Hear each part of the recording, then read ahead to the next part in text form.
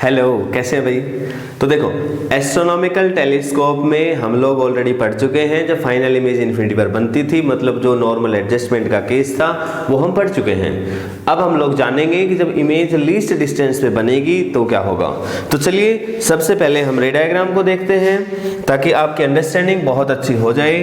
तो भाई रे डायग्राम के लिए जैसे मैंने बता रखा आपको, पहले आप एक लेंस बनाइए और लेंस काफ़ी बड़ा होना चाहिए ताकि थोड़ा फीलिंग आए कि भाई ऑब्जेक्टिव लेंस बड़ा है टेलीस्कोप के केस में, ठीक है।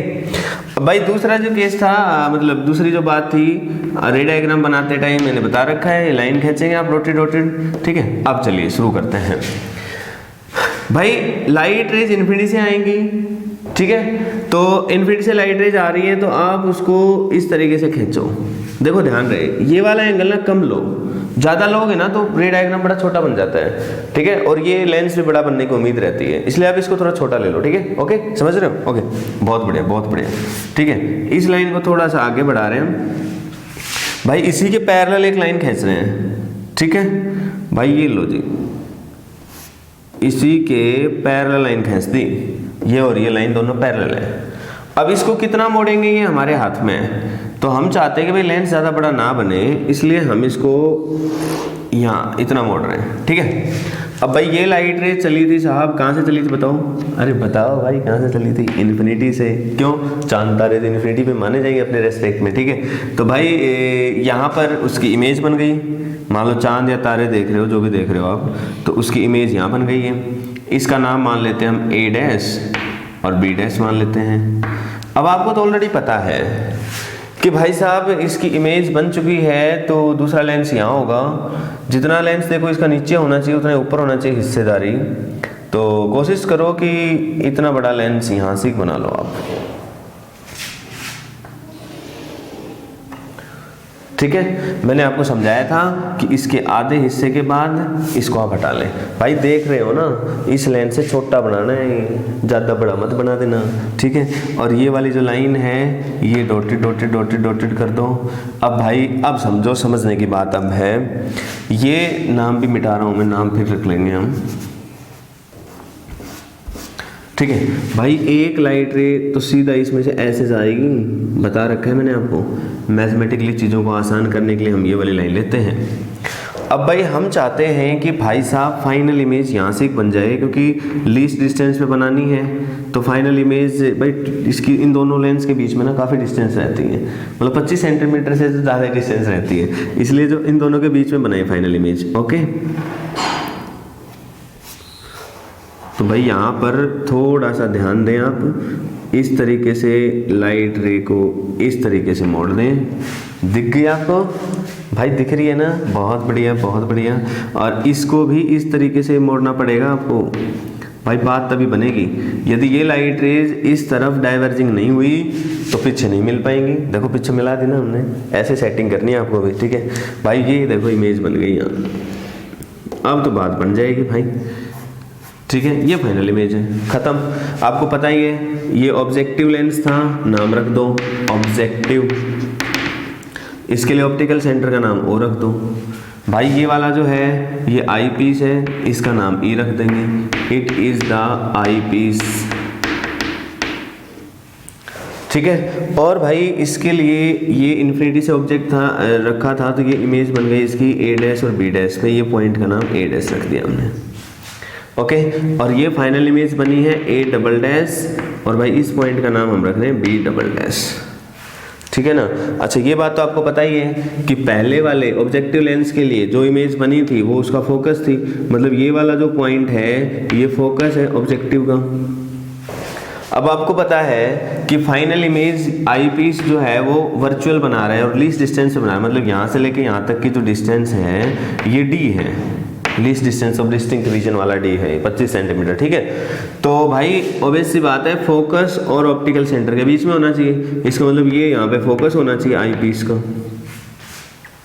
मेरे हिसाब से समझ में आ गया होगा आपको, ठीक है। अब तो देखो ज़्यादा कुछ बचा नहीं अपने पास करने के लिए, सिंपल सिंपल वही बातें जो ऑलरेडी हम करेंगे। देखो डायग्राम पूरा बनने के बाद बड़ा कॉम्प्लेक्स नजर आ रहा है आपको, ठीक है, लेकिन ये चले थे हम धीरे धीरे लेके, तो आप उसी तरीके से छोटे छोटे स्टेप्स में चले, मजा आ जाएगा, ठीक है। तो भाई चले शुरुआत करें। मैग्नीफाइंग पावर को डिफाइन करना पड़ेगा सबसे पहले।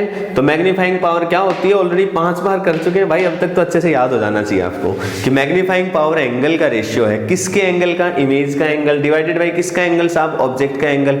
इमेज कहाँ बन रही है, डी पर, ऑब्जेक्ट कहाँ रखा है, इन्फिनिटी पे। इसको अपने लाइन में, अपने शब्दों में लिख दें, और शब्द भूल जाए तो भाई ऐसे लिख दें कम से कम, ठीक है। अब भाई साहब आपको तो पता ही है कि जो बीटा है वो किसके इक्वल रहना है, टेंजेंट बीटा के इक्वल, तो टेन बीटा लिख देंगे। ये किसके इक्वल रहना है भाई, टेन अल्फा के, टेन अल्फा लिख देंगे। अब भाई अपने को ज़्यादा कुछ पंगा करना नहीं है, सबसे पहले अल्फा और बीटा आइडेंटिफाई भी कर लो। भाई आपको तो पता ही है ये वाला जो ऑब्जेक्ट है, देखना अच्छे से देखना भाई, ये इन्फिनिटी से आ रहा है तो ये ऑब्जेक्ट का एंगल बना, ये वाला एंगल दिख रहा है आपको जो मैं शेडिड कर रहा हूँ, दिखना चाहिए आपको। इस एंगल को अल्फा का नाम देते हैं। इसी का अपोजिट एंगल ये अल्टरनेट एंगल हो जाएगा, वर्टिकली अपोजिट एंगल, सॉरी, तो वर्टिकली अपोजिट एंगल ये भी अल्फा ही होगा, ठीक है। अल्फा ये वाइट वाइट वाले दोनों एक जैसे हैं, ठीक है। और इस वाले एंगल को जो इमेज बना रही है, इस वाले एंगल का ये वाला नाम जो है भाई मैं बीटा नाम रख रहा हूँ। क्या नाम रख रहा हूँ, बीटा, याद रखें बीटा। जगह नहीं हो तो साइड में रख दें, कोई इशू नहीं है। अब भाई ट्रायंगल देखें आप, ट्रायंगल देखें ए डैश बी डैश ई, ए डैश बी डैश ई। इस ट्रायंगल के अंदर टेंजेंट बीटा निकालें, मजा आ जाएगा आपको। परपेंडिकुलर अपॉन बेस, मतलब A dash B dash divided by base B dash E या ई बी डैश, ठीक है। ऐसे भाई ट्रायंगल लें, कौन सी, ए डैश बी डैश और ओ। ट्रायंगल लें आप ए डैश बी डैश और ओ, और भाई आप निकालें टेंजेंट अल्फा। और भाई टेंजेंट अल्फा की वैल्यू क्या बन जाएगी, A dash B dash divided by O B dash, O B dash. भाई रेशियो ले ले दोनों का, रेशियो लेंगे तो m की वैल्यू क्या बन जाएगी, अब मैं यहाँ लिख रहा हूँ, इसका मतलब भाई m की वैल्यू बन जाएगी टेंजेंट बीटा, बीटा की वैल्यू ये रही भाई, A dash B dash divided by E B dash divided by tangent alpha रख दो भाई, A dash B dash upon O B dash. भाई आपको तो दिख ही रहा होगा, ए डैश बी डैश से ए डैश बी डैश सही तो हो गया। तो अपने पास बचा क्या, अपने पास बच गया बहुत कुछ भाई, देखो O B dash divided by E B dash. जरा वैल्यू रखो यार, ओ बी डैश किसके बराबर है, ओ और बी डैश, ये डिस्टेंस यहाँ से लेके यहाँ तक, ये इमेज डिस्टेंस है, किसके लिए, ऑब्जेक्टिव के लिए, लेकिन ये इसकी फोकल लेंथ के बराबर है। तो हम सीधा लिख देंगे O B dash equal to focal length for the objective. अच्छा भाई बी डैश, ई से लेके बी डैश, ये ऑब्जेक्ट डिस्टेंस है, किसके लिए भाई, ये ऑब्जेक्ट डिस्टेंस लेंस के लिए। कौन सा लेंस है, ये वाला। कुछ भी डिस्टेंस मान लो, बताओ क्या माननी है, एक्स मान ले, मान लो साहब ये डिस्टेंस मान ली हमने एक्स, तो यहाँ से ये डिस्टेंस हमने x मान ली, तो ऑब्जेक्ट के साइन के साथ लिखोगे तो यहाँ पर क्या लिखेंगे, माइनस का x, यही तो लिखेंगे इक्वेशन नंबर। हमारा मकसद है x को कैलकुलेट करना, ज़्यादा टेंशन नहीं लेनी है, सीधा आ जाओ फॉर आई पीस के लिए यूज़ करो 1/v minus 1/u equal to 1/f करके देखो, मज़ा आ जाएगा। फाइनल इमेज कहाँ बन रही है बताओ, मुझे तो ऐसा लग रहा है भाई डी पे बनी है।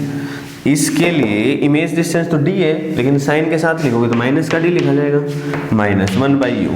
u इमेज ऑब्जेक्ट डिस्टेंस ले रहे हो आप x, तो यहाँ क्या लिखोगे, माइनस का x will be equal to 1/f। भाई थोड़ा सा देखना इधर क्या आएगा, भाई यहाँ पर आ जाएगा अपने पास माइनस का 1/d प्लस का 1/x will be equal to 1/f। देख लो भाई, माइनस का 1/d माइनस माइनस प्लस और ये 1/f, ठीक है। इस इक्वेशन से 1/x की वैल्यू निकाल लो, क्या आएगी 1/f प्लस 1/d। सॉल्व करोगे मज़ा आ जाएगा आपको। ऊपर आएगा f और d का जोड़, नीचे आएगा दोनों का प्रोडक्ट, और इधर आएगा 1/x। इस 1/x की वैल्यू को यहाँ पुट कर दो, यहाँ पुट करोगे तो क्या बन जाएगा, m will be equal to f objective minus के साथ, और 1/x की वैल्यू रख दो। अच्छा अब एक चीज़ ध्यान से समझो, यहाँ पर दो थे ना लेंस, तो f का नाम था यहाँ पे fe था, तो e लगा लो इसके ताकि डिस्टिंग्विश हो जाए, ठीक है। तो यहाँ रख दो भाई अब 1/x की value fe plus d divided by F E into D. पंगा तो बचा ही नहीं कुछ भी भाई, गौर से देखोगे आप तो मज़ा आ जाएगा। आप माइनस का F O upon F E, D को अंदर ही ले लो, तो डी को अंदर लोगे तो एफ ई अपॉन डी बचेगा प्लस डी अपॉन डी बचेगा। मतलब क्या आ जाएगा अपने पास ultimately minus F O upon F E into, ये तो 1 हो गया, plus F E divided by D. ये आ गया मैग्नीफाइंग पावर, खत्म। आई होप आपने अच्छे से समझा होगा इस बात को, अच्छे से कर लेना, टॉपिक इंपॉर्टेंट है। Okay, goodbye and take care.